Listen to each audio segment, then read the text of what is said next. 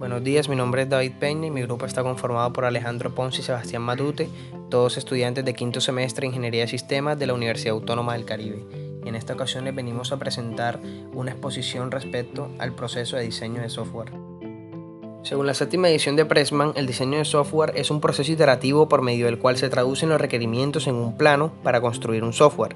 Al principio, el plano ilustra una visión holística del mismo. Con esto se refiere a que se plantea una visión del software en su totalidad.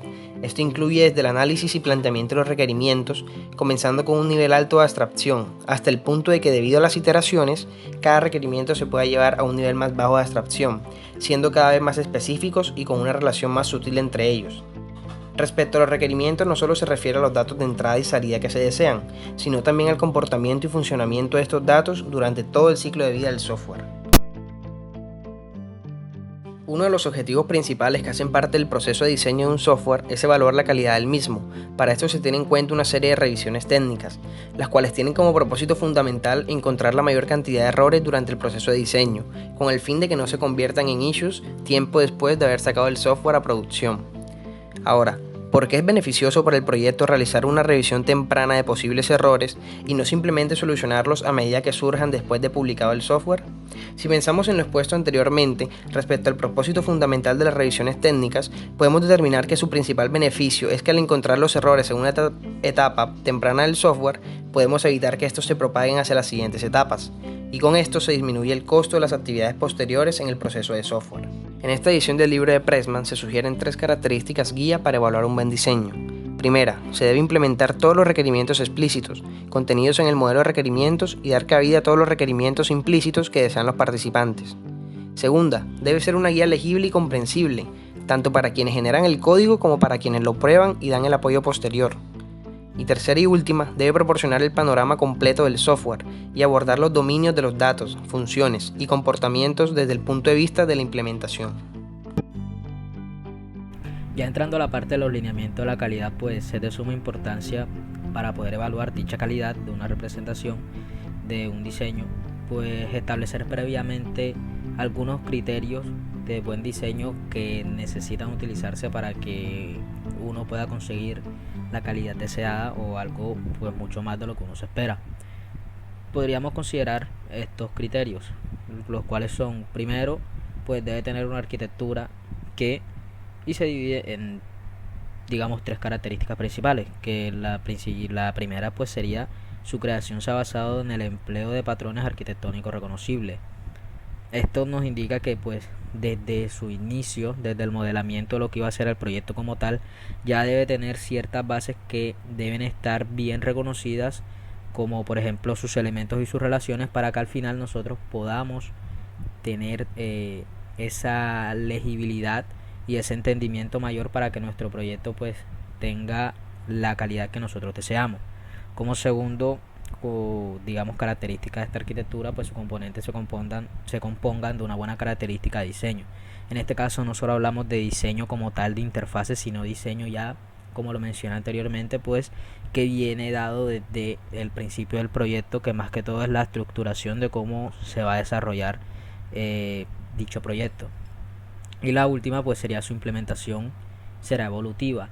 En este caso pues nosotros tendríamos que diseñar nuestro proyecto de una manera tal que nosotros podamos seguir escalándola y seguir avanzando, agregándole cosas, eliminándole cosas. ¿Para qué? Para que nosotros pues podamos mejorar como tal las pequeñas partes o grandes partes del proyecto en el que nosotros estamos trabajando.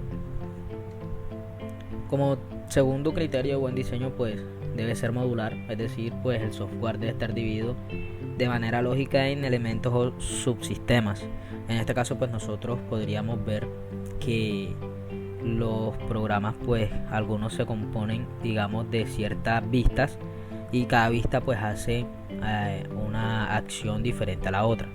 Nosotros podríamos verlo como funciones, como si fuese que yo en cierta página pues voy a hacer una consulta y en otra página pues voy a hacer una inserción.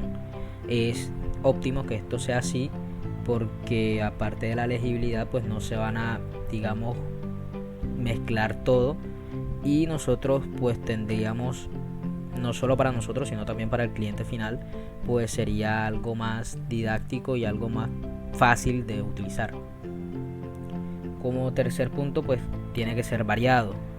En este caso, pues debe tener distintas representaciones de datos, arquitecturas, interfaces o componentes. En este caso, pues no es como tal que nosotros vayamos a hacer, digamos, una mezcla de todas las cosas que nosotros encontremos por ahí y a ver cómo queda en el programa. No, simplemente es que nosotros no podemos, digamos, enfrascarnos en, digamos, un solo diseño, o digamos que yo voy a hacer esto con matrices y ya después no voy a trabajar, ya solo voy a trabajar con matriz y no voy a trabajar con más nada. Hay que mirar la posibilidad que nos brindan también algunas otras opciones y ver si nosotros podemos complementarlas de alguna manera a nuestras opciones que ya previamente nosotros pues hemos desarrollado. Como venía diciendo, pues el cuarto sería, debe existir coherencia con su estructura de datos. Como le puse el ejemplo de lo de las matrices, pues no es conveniente a lo mejor que yo esté trabajando primero con matrices y después vaya a saltar a un grafo. No es ilógico, pero tampoco es óptimo. Lo más recomendable en estos casos pues sería que si yo voy a trabajar con árboles, pues sería árboles todos, grafos, pues grafos todos. O por ejemplo que haya una cierta relación entre, digamos, lo que vienen siendo las estructuras de datos. En este caso, por ejemplo, matrices y vectores, o árboles y grafos, o listas y cola. Entonces habría que ver pues cómo uno puede jugar más que todo con esas estructuras de datos para así hallar la variedad, pero también hallar cierta compatibilidad y llevar cierto sistema para que a futuro pues no tengamos que hacer maravillas con el código para poder entender. Debe tener componentes particionados.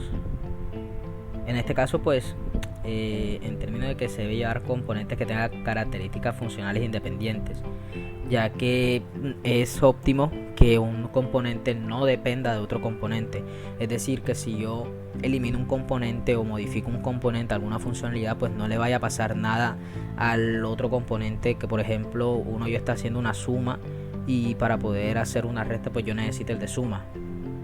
No es óptimo, ya que pues habría una codependencia de todo el programa y por algo que yo a lo mejor cambie en un solo componente pues me puede dañar todo el proyecto.